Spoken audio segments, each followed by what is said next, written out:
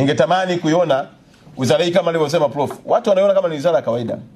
Hii wizara na kuhakikishia ndani ya mwaka mmoja kama Mungu atatupa uhai na kubaki hapa, kila mtu aliyoko kwenye wizara nyingine ikiwemo wizara ya fedha watatamani kuhamia wizara ya habari, michezo na utamaduni. Tunakwenda kubadilisha mpaka namna ya kuvaa. Ukiwa unafanya kazi kwenye wizara hii unavaa vibaya nje ya geti.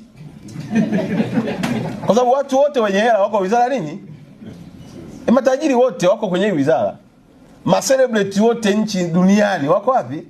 Watu wanaotumia magari kama ni Bugatti, Porsche Cayenne, G-Wagon wako wapi?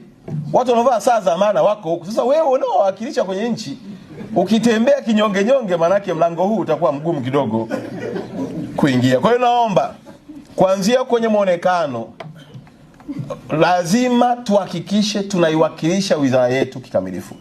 Na natamani watumishi wote mlioko hapa na ambao hawako hapa watembee kifua mbele ya kwamba wizara yao ni namba 1 kwa kila kitu.